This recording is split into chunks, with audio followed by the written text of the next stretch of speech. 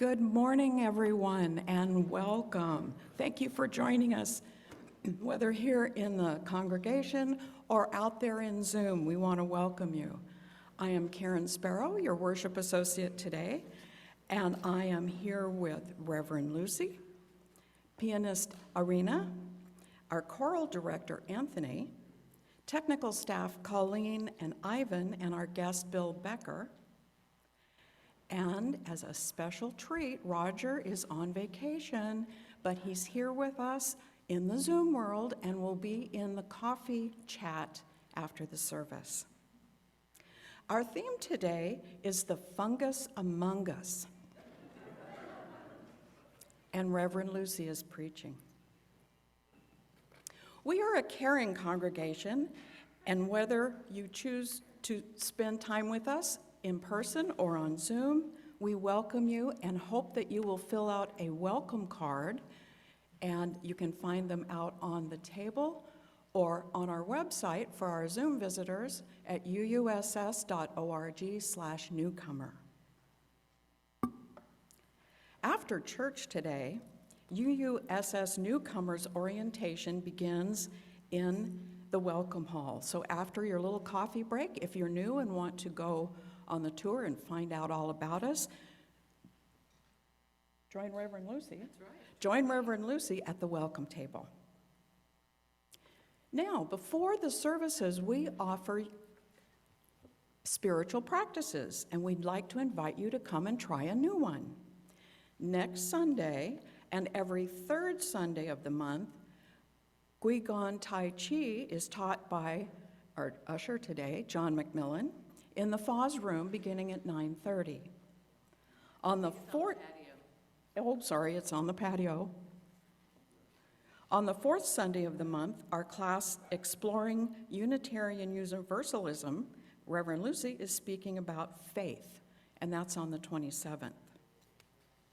The first Sunday of the month, join Reverend Lucy for a walk around the labyrinth. And today, before the services, we started a monthly class on racial justice. That is every third Sunday. Second Sunday. Okay, she read these before I.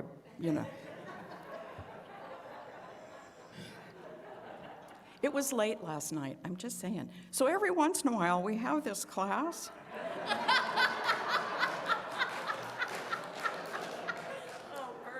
On racial equity. When is it? Keep going. Just keep going. Okay, I'm having way too much fun. Again, all these events start at 9:30. For more information about all these fun activities, check out the blue sheet on the back table or on our website for you in the Zoom world. If you wish to follow along, there is also an order of service back there, or in the link in the chat box, you can click on the link and follow it on the website. The Theater 1 production of Row continues here at UUSS. Row is an exciting dramatization of the events surrounding the landmark case, U.S. Supreme Court Roe versus Wade, Supreme Court case. There we go. View this production Friday and Saturday at 8 p.m. or on Sundays on the matinee at 2 o'clock, and this will go through the 27th. You can visit our website for tickets. I want to share a little bit of teaser about next Sunday. The theme is From Darkness to Light. Okay, don't tell Reverend Lucy, but I've been calling it the Circle Sunday Extravaganza. It's going to be a Sunday to remember, so you don't want to miss it. That's all I can say about it. I just wanted to give you a little teaser. Now, I would like to introduce two very lovely ladies, Tiki and Kathleen, for a very special announcement.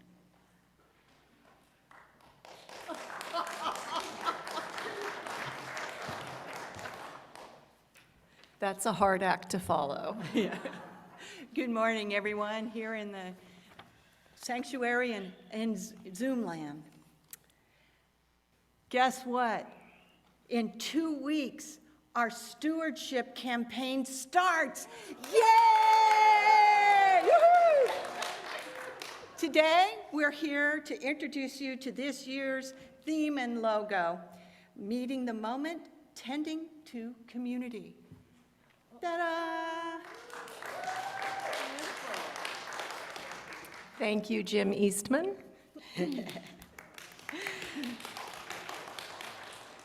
The Stewardship Campaign, sometimes referred to as our pledge drive, will run from March 27th to April 11th. Like last year, it will be primarily online, but unlike last year, we will be having live speakers, yay, here for the next 5 Sundays, giving their tributes to what the drive means to them. In preparing for the campaign, we've been asking ourselves, and now we're asking you, what does stewardship mean to you? Tiki? To me, stewardship speaks to nurturing, guiding, and helping to grow, much as a parent does for their child or a gardener for their garden. The Stewardship Campaign supports UUSS to care for one another as individuals, to support important organizations in our local community, to tend to issues of social, racial, and environmental justice. In short, it supports us in our mission to be a force for healing in the world. And I think we would all agree that in the world we face today, there's no end to the need for healing. Kathleen? So stewardship for me is the friendship that develops in a community where we can discuss diverse ideas without fear of rejection or be viewed as different, which of course we all are. Most of my closest friends come from this community, and I want to provide the support that keeps this community thriving. For UUSS, stewardship is truly the backbone of our vitality. On a practical level, stewardship is how we function and live out our mission. When individuals, you, me, all of us, pledge to participate financially, we are able to nurture, guide, and grow our community. Among other things, stewardship will help improve compensation levels for staff up to UUA recommended levels. It will help fully fund and implement UUS strategic plan goals while advancing racial justice and equity. So when you're considering your pledge, please think about what the UUSS community brings to you and how it enriches your life and how it enriches others' lives. Our theme, Meeting the Moment, Tending to Community, reflects our mission. We are here now, taking care of ourselves, each other, and our wider community. The love, time, energy, and financial support that we put in comes back to us many times over, and sometimes in unexpected ways. So, as we approach the kickoff campaign, one, you will receive a postcard in the mail telling you about the campaign.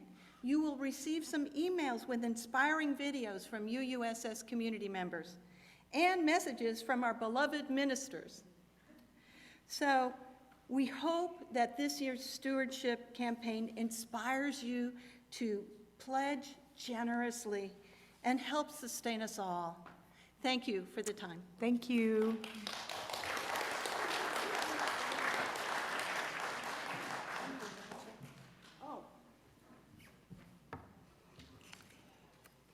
Thank you, ladies. Before we enter our sacred space and light our chalice, please take a moment and take out your mobile phone. And whoever's went off, I'm glad you didn't reach for it, because then we'd know who you are. Please set it to silent so we can all be present. If you are in our Zoom congregation, now is the time to gather your candle or your chalice and a match or a lighter.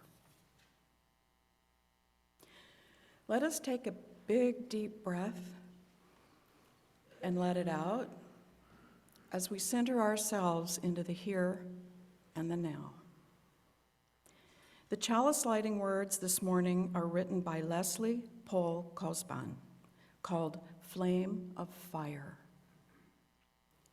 Speak of the universe that warmed our ancestral hearth, agent of life and death, symbol of truth and freedom. We strive to understand ourselves and our earthly home.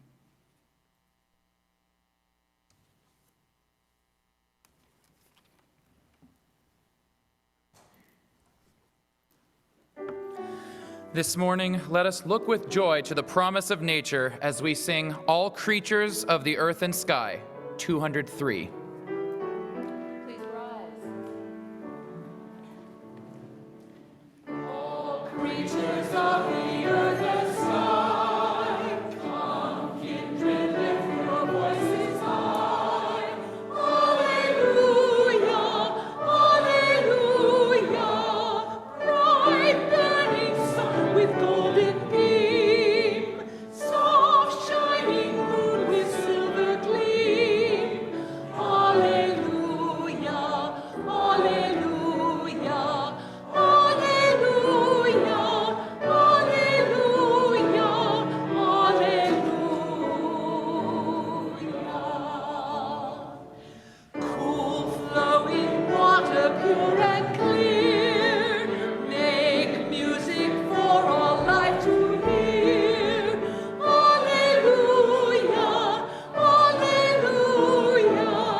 That flame of fire so strong and bright, and bless us with your warmth and light. Alleluia, alleluia, alleluia, alleluia, alleluia. Embracing earth new day by day, bring forth your blessings on your way. Alleluia, alleluia. All herbs and fruits that richly grow, let them their glory show and show. Alleluia, alleluia, alleluia, alleluia.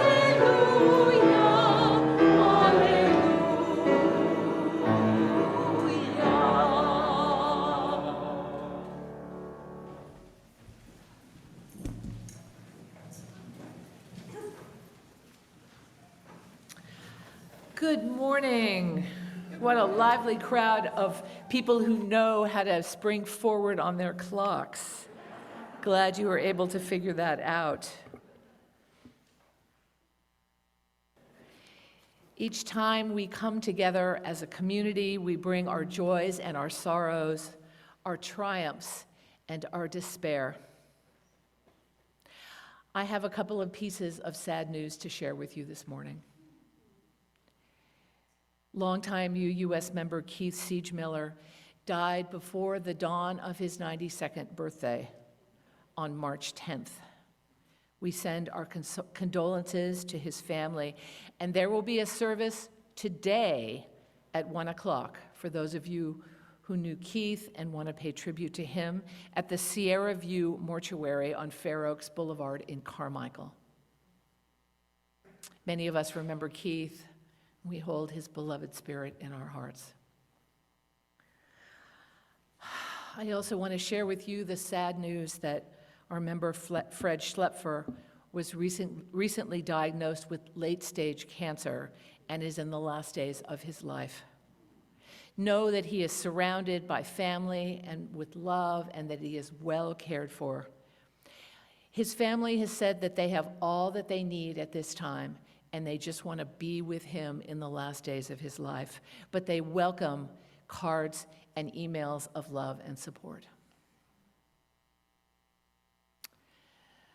Let's take a few deep breaths together as a community.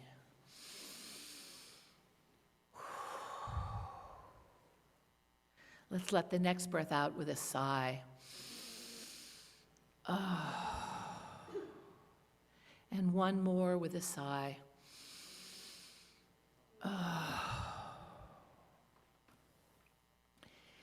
You may have your own joy or sorrow to share this morning.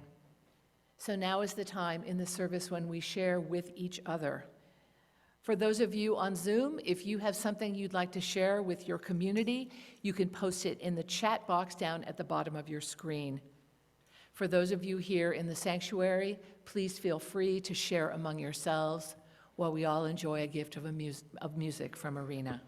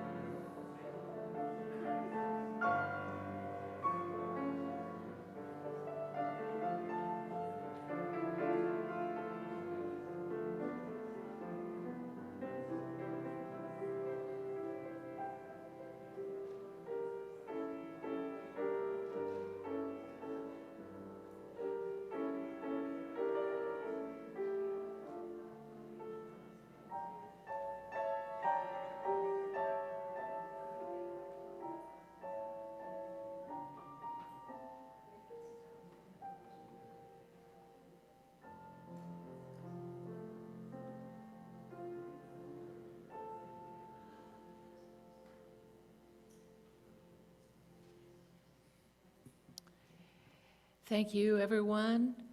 Thank you, those of you online, for sharing your joys and sorrows this morning. We hold all the joys and sorrows in our hearts, even those that remain unspoken. And there's a lot we're holding in our hearts right now. Too much, it seems, to type into that small chat box, too much for the few minutes of time that we had together in this space this morning. Too much to hold the challenges of our world today without crying or feeling despair or feeling like giving up in powerlessness. The ongoing invasion in Ukraine, homeless people on our streets, fear of drought, intractable, unbearable politics, and fear for our democracy, let alone the challenges of the pandemic. It's a painful list to name, a painful list to hear. So let us not hold these things in our hearts. Let us open our breaking, despairing hearts to the great love of the universe, that sustaining and motivating love that holds us all. Will you pray with me?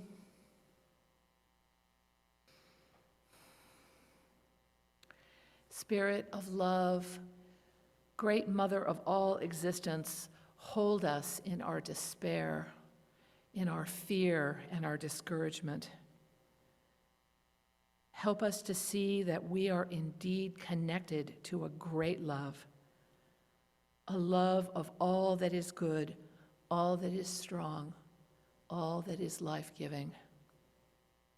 When despair fills our hearts, let us be soothed by knowing that we are not alone in our feelings, not alone in our longings for a more just world for everyone.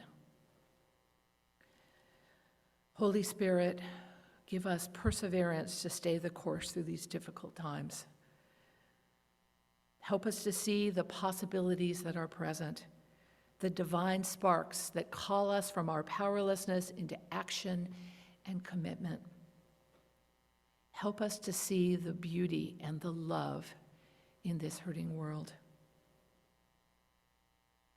We pray this in the name of our ancestors who endured through time and passed on their gifts of resilience to us. May we be sustained by love for each other, by our love for this great interconnected web of all. Blessed be. And now let's take a moment for the prayers that we hold in our own hearts.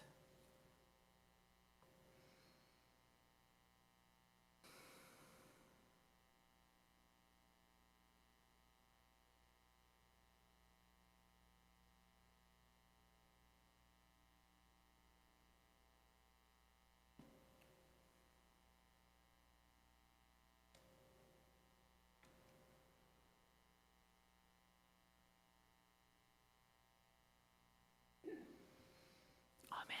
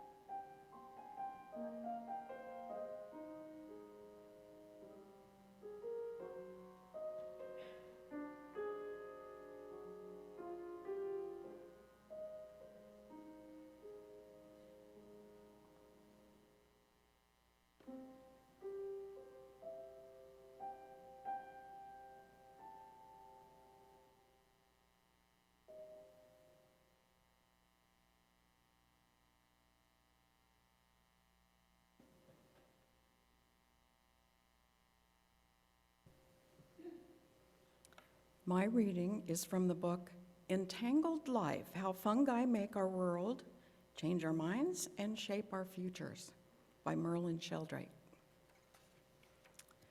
What is it like to be a fungus? Fungi are everywhere, but they are really easy to miss. They are inside you and around you. They sustain you and all that you depend on. As I read these words, fungi are changing the ways that life happens, as they have done for more than 1 billion years. They are eating rock, making soil, digesting pollutants, nourishing and killing plants, surviving in space, inducing visions, producing food, making medicine, manipulating animal behavior, influencing the composition of the Earth's atmosphere.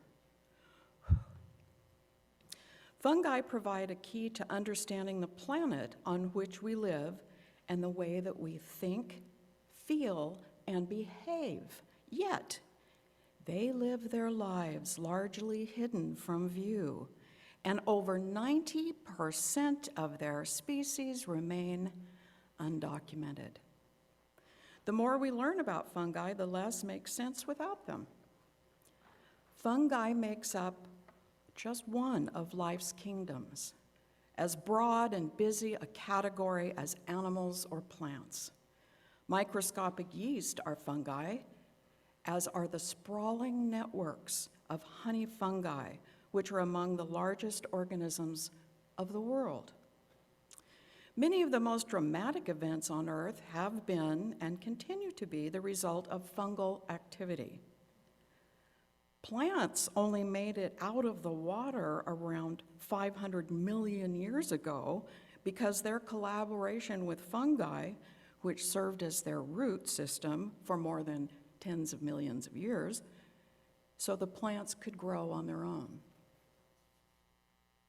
Today, more than 90% of plants depend on mycorrhizal fungi, which can link trees in shared networks, sometimes referred to it as Wood Wide Web.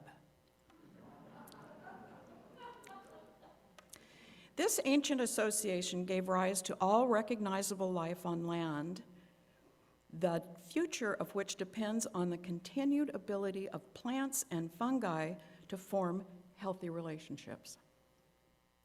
There are a few pockets of the globe where fungi cannot be found, from deep sediments on the sea floor, or to the surface of the deserts, to frozen valleys in the Antarctica, or to our guts and orifices. Human societies have also pivoted around the prodigious fungal metabolisms. A full litany of accomplishment of fungi would take months to recite. Yet, despite this promise, fungi have received a tiny fraction of the attention given to animals and plants.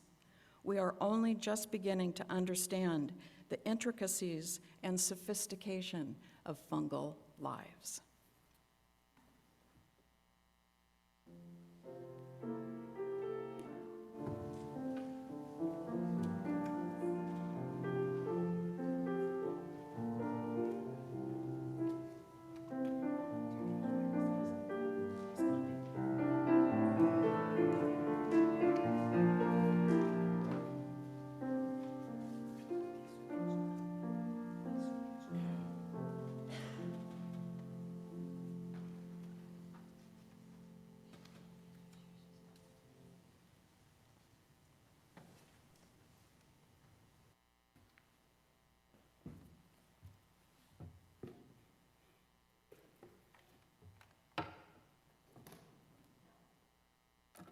Well, good morning from my fungus friends and me. I'm Bill Becker with a box full of interesting things here to share with you. I'll be waving these branches. Oh, an apology to the Zoom people who are only seeing, whoops, no they're not, okay. Right. Who are only seeing a slide up there. I need that for one of my props there. So, fungi. There are thousands and thousands of different types around the world and right here around you. And let me introduce you to just a few of them. So we have fungi that can feed you, fungi that can kill you, the deadly Amanita. Don't eat that one.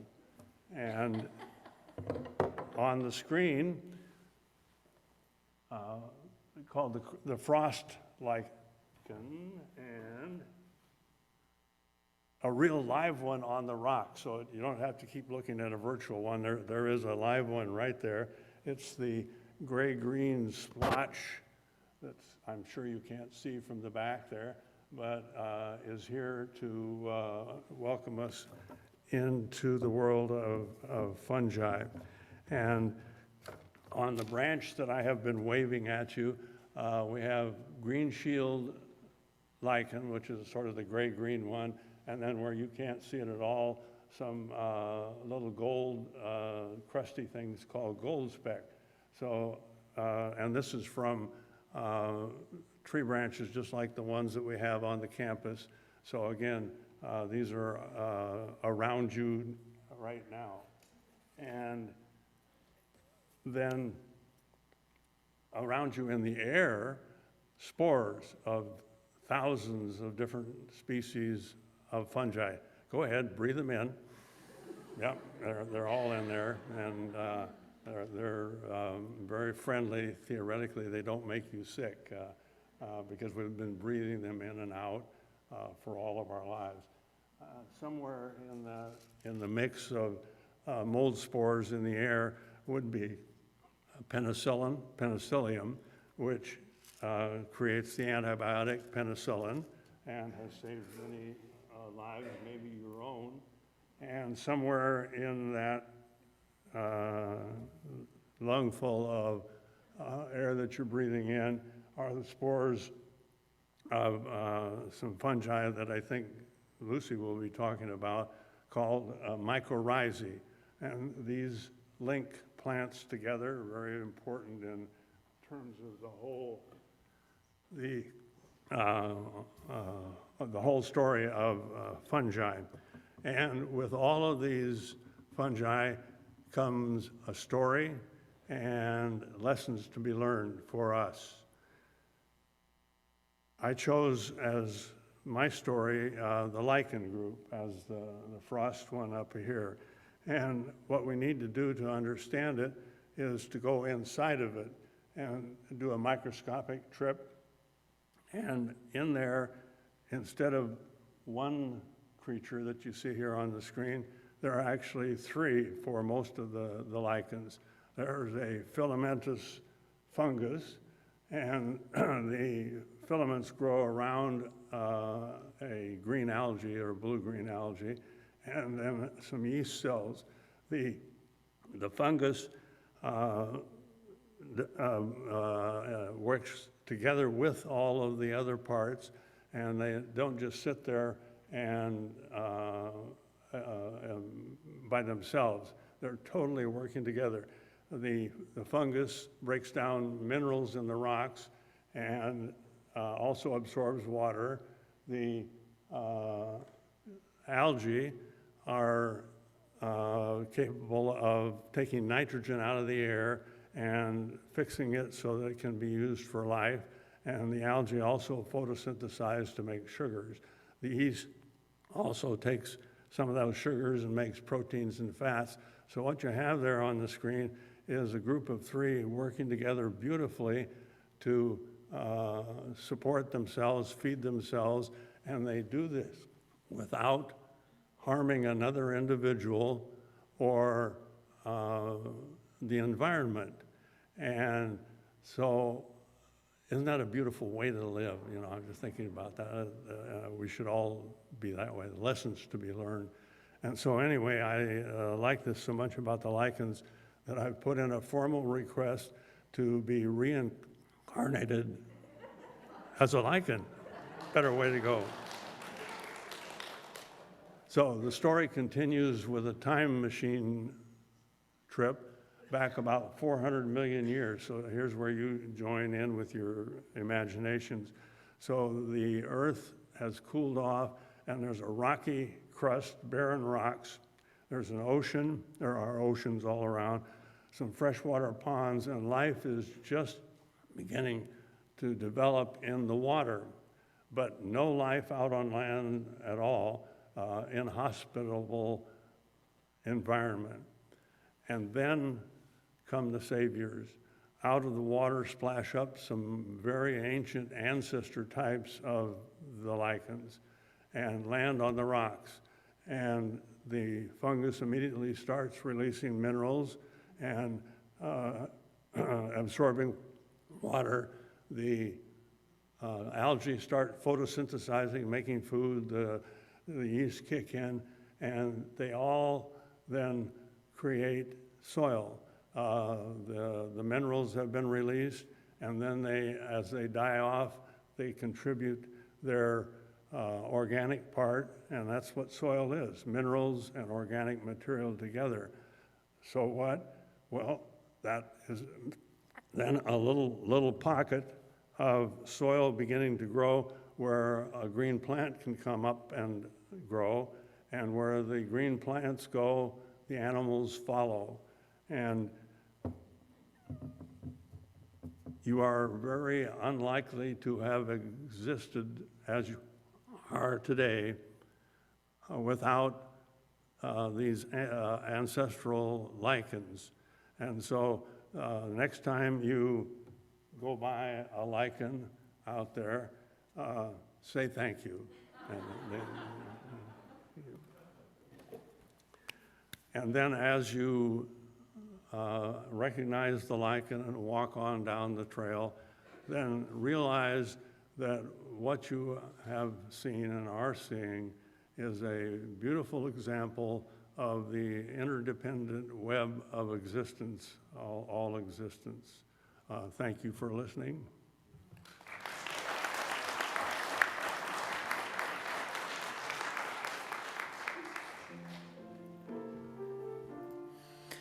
In recognition of our role in the interdependent web of life, please join in singing Our World is One World, 134. Please.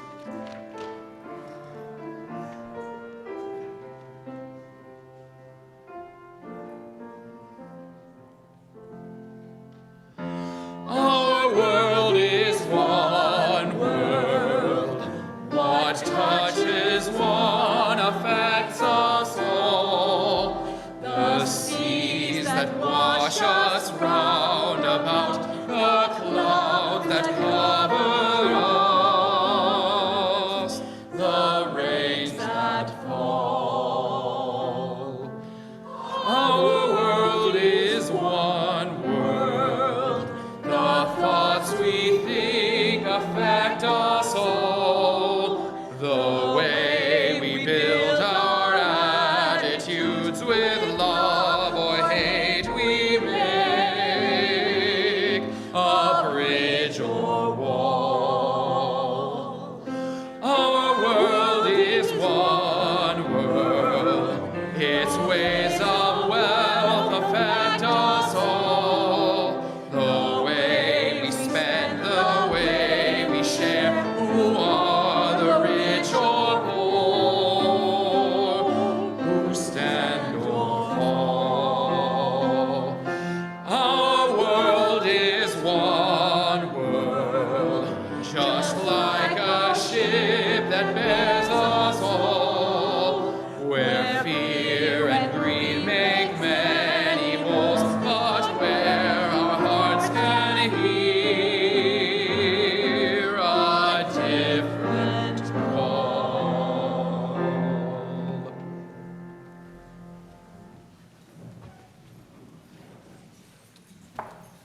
Oh boy, Bill left his mushrooms up here for me to play with.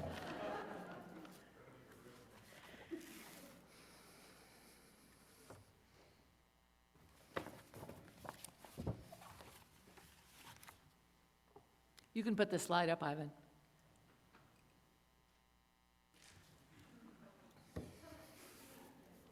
In the first version of the TV series Star Trek that came out in the 60s, the crew met up with some interesting alien beings as they set out to seek out new life and new civilizations. Some of the aliens seemed rather primitive, but Kirk and company often learned that they had a different kind of intelligence, equal or possibly superior to humans. But it was very hard for the two species to understand each other and hard to determine if they were an enemy or a friend. Fear, misunderstanding, and human ego got in the way.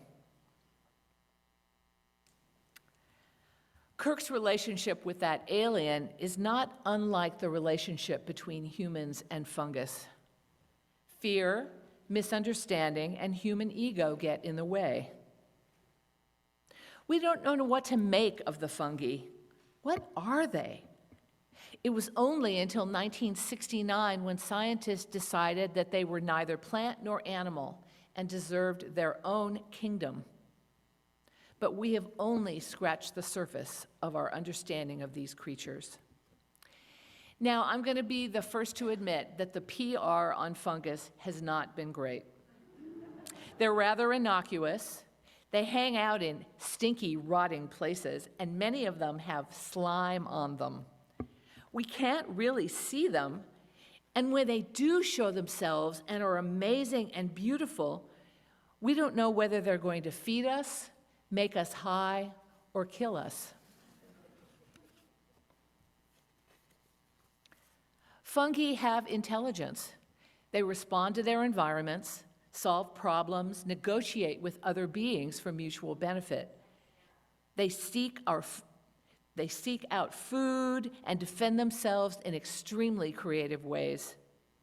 They are also the oldest, the largest, and the most common organisms on Earth, dating back billions of years. And they have a lot to teach us. The real-life stories of fungi are more fantastical than anything a science fiction writer could have dreamed up. Fungi have succeeded so well by being voracious eaters and incredibly adaptive. They will eat almost anything. Essentially, they are decomposing the world, including us, rocks, plant material, even toxic waste and polyurethane plastic. If they come up against something that they have not met before, give them a little time and they'll figure out how to eat it. One researcher grew fungi in a jar of cigarette butts, some of the most toxic residue you can think of. Another put a trail of Roundup across the path of mycelial fungus and watched how they took about a week to figure out just the right enzymes needed to digest it. Without fungi, our world would be awash in undecomposed waste. Those mushrooms that you see above the ground are merely the fruiting structure of a great underground web, an interconnected web. Similar to a nerve structure, they are often called the digestive tract of the forest, but there's so much more than that. The fungal fibers that move and tangle and grow are called hyphae. They make up the mycelium structure of the fungus, not a thing, but a process. In its natural setting, each cubic inch of earth can have up to 8 miles of mycelial strands. You can see it in the density in this slide. This image is of a mycelial brick that is being grown with the possibility of using fungus for building materials. They are that strong. And they are flexible. These mycelium move and grow, seeking out food and avoiding predators. They're sentient. If you walk across the forest, they will respond to your presence. Using chemical and electrical signals across their strands, the mycelium can communicate throughout the miles and miles of their interconnections and redirect their hyphae, which are surging out and growing. Talk about seeking out new life and civilizations. They move fluids, chemicals, and electrical impulses through their fibers, adjusting to the conditions of the moment. But they are not working alone. Mycelial fungi are master community builders. As UUs, we practiced respect for the interdependent web of life. Fungi don't just respect the web, they create the web. They have a lot to teach us about interdependence and cooperation. I remember how in school I was taught the idea of symbiosis, a relationship of mutual benefit between species. And the example that they used was the rhino and the bird. Anybody remember that? The rhino, the bird would sit on top of the rhino and eat the ticks off the rhino's back. So the rhino was free of ticks and the bird got to eat the ticks. A lovely, simple relationship. Mycelium takes symbiosis to a new level. They connect the entire ecosystems in which they live. They are entangled and attached to plant roots. This is what forms the wood wide web that Karen mentioned. The plants provide carbon to the fungi, and the fungi provide minerals to the plants. But these networks can move nutrients and signals between the plants. So, for example, you might have seen in the forest a seedling. You think, where does that seedling get the light to photosynthesize? They're getting the carbon they need through the mycelial fibers transfer from another tree. Similarly, if a plant detects a predator like aphids on it, It'll send a signal through the mycelium to other plants so that they can send out their protective gases into the air. The mycelium create a cooperative community, a mutual aid society. There are many fungi who survive fine on their own, but why should they when life is better in community? Bill told us about the community of beings that make up the lichen, 3 forms that work together to create one creature, each contributing what they can and taking from others. Another idea I remember learning about in school was about evolution. We were all taught about evolution in school, survival of the fittest. This idea is based on linear progress. As time passes, a species changes and adapts in order to survive. Fungi certainly adapt. They certainly know how to survive, but they don't do it in a linear fashion. Their intertwined form is constantly learning and growing in community. One scientist chose to rename what fungi do as involution rather than evolution. They said the concept of involution better captures the entangled pushing and pulling of organisms, constantly inventing new ways to live with and alongside one another. Fungi have been around for millions of years and have had plenty of time to develop their tools of cooperation and mutual aid. We're really infants in comparison to fungi. The indigenous people on our planet have known some of these lessons for a long time. But with colonization, industrialization, capitalism, and our hyper-focus on the individual, whatever we knew of these truths has been buried. With the help of indigenous communities, we are relearning how to be good neighbors on our earth. And we can learn from the fungi as well. As Merlin Sheldrake said in the reading, we are only just beginning to understand the intricacies and sophistication of fungal lives.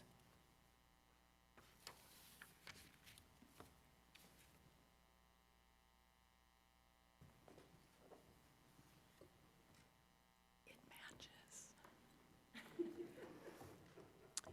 Generosity is a spiritual practice, and our congregation practices generosity by giving away half of every Sunday's offering to an organization that is working to make a difference in the world. For March, our community partner is Family Promise, an organization with a vision to end family homelessness. The Family Promise program helps families get back on their feet and into stable housing and work situations. Because of the pandemic, they have been unable to house families in host churches, and our donation is more important than ever to keep this program going. Please give generously in support of that important organization.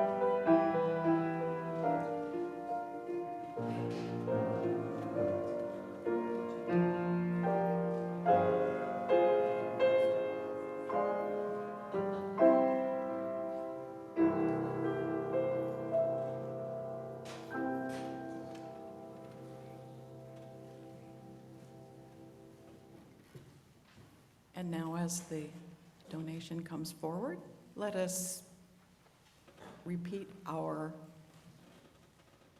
spoken response. May the spirit of gratitude bless and multiply all that we have, all that we give, and all that we receive.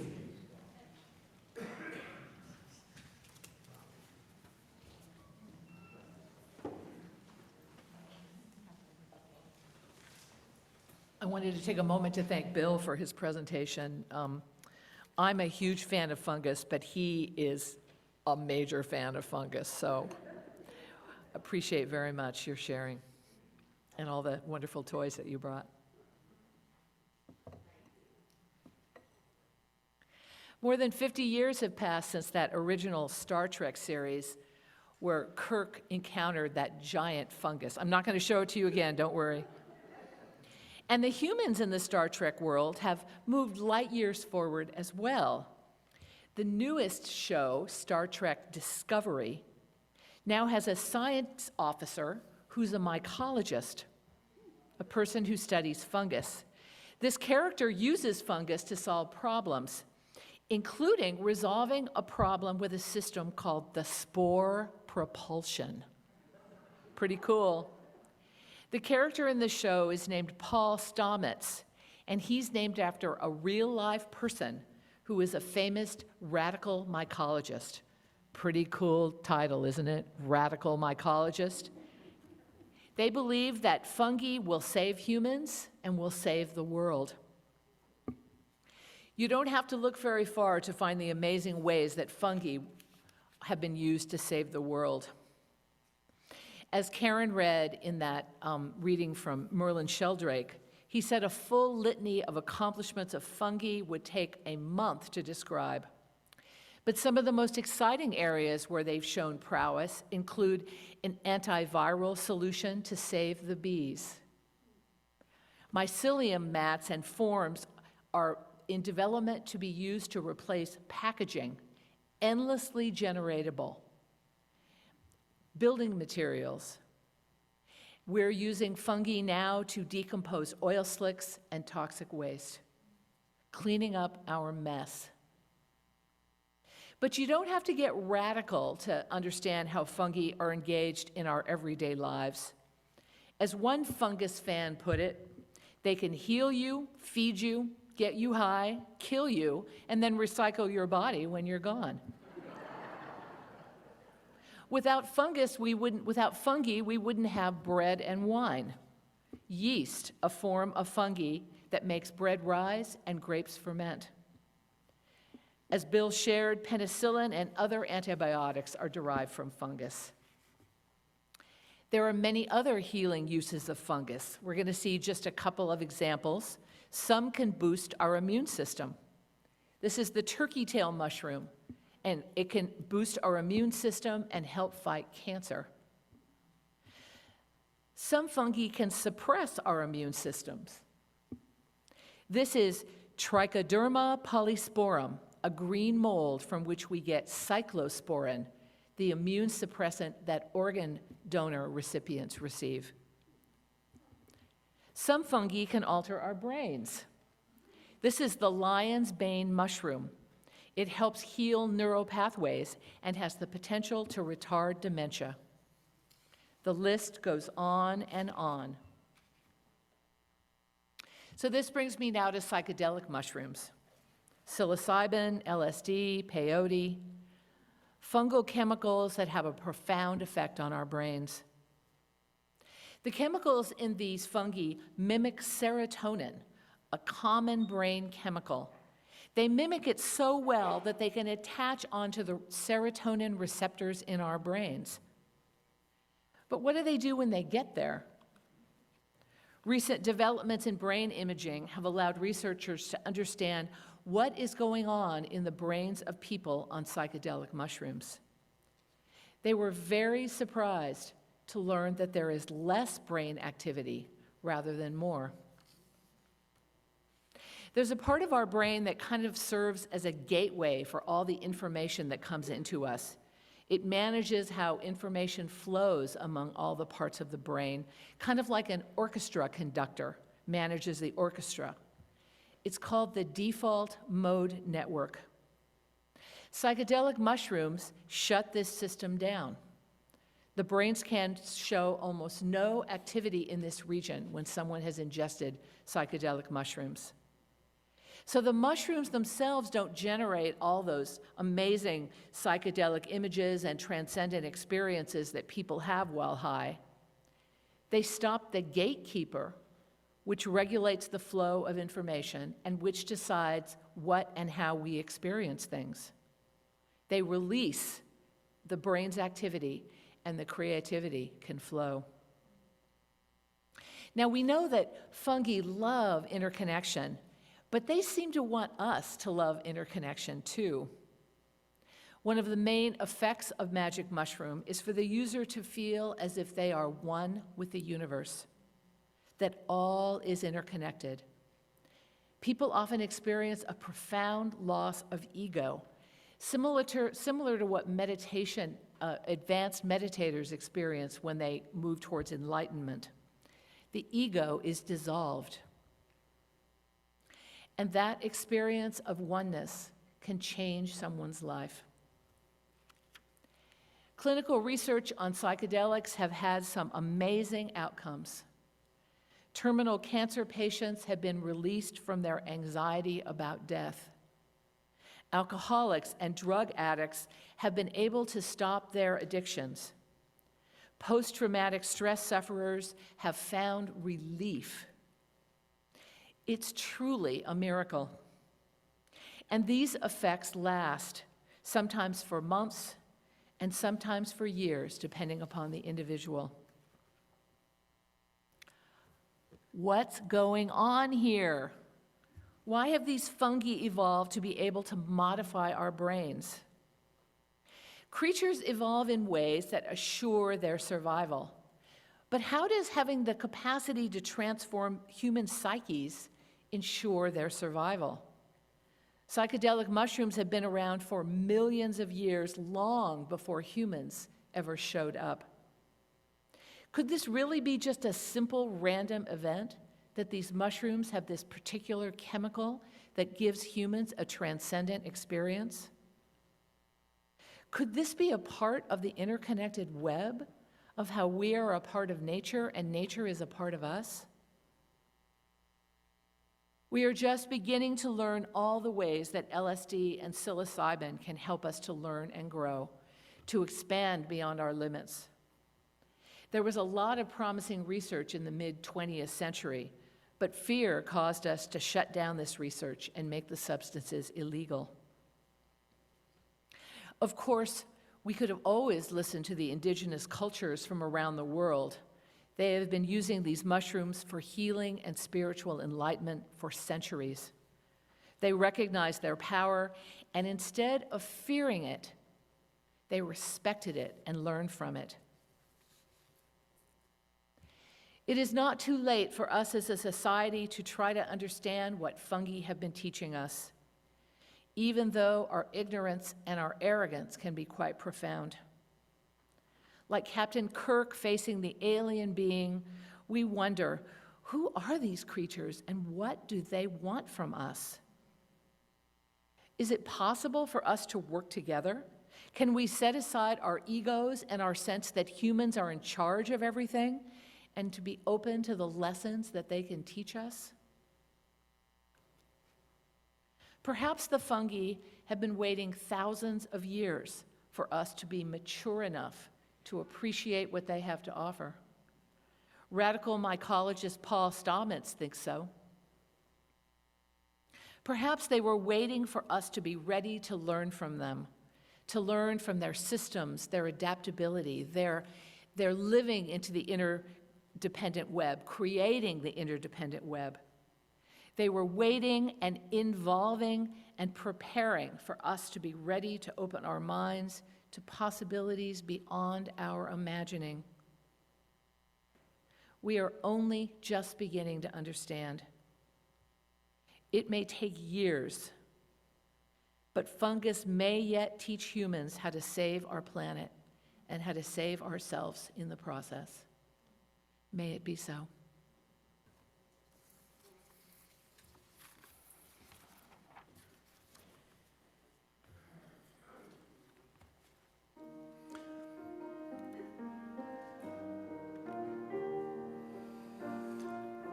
As our days open to greater light and life, we awaken now our senses and sing 298.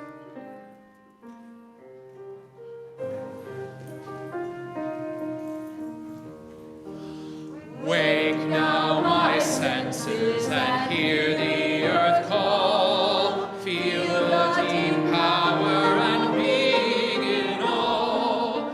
Keep with the web of creation your vow. Giving, receiving as love shows us how. Wake now my reason, reach out to the new. Join with each pilgrim who quests for the true. Honor the beauty and wisdom of time. Suffer thy limit and praise the sublime. Wake now, compassion, give heed to the cry. Voices of suffering fill the wide sky. Take as your neighbor both stranger and friend, praying and striving their hardship to end. Wake now, my conscience, with justice thy guide. Join with all people whose rights are denied. Take not for granted a privileged place. God's love embraces the whole human race. Wake now, my vision of ministry clear. Brighten my pathway with radiance here. Mingle my calling with all who will share. Work toward a planet transformed by our care. And now we extinguish this flame, but not the light of truth, the warmth of community, or the fire of commitment. These we keep in our hearts until we are together again. Let's reach out to each other, reach out to our community on Zoom, reach out to the interconnected web of all existence. Go make friends with a fungi. Open your hearts to the possibilities of what they can teach us. Let go of this idea that humans are in charge and are the best at everything. We're not. Let yourself learn, let yourself grow, let yourself be a part of our wonderful world. Go in peace. Blessings on your journey.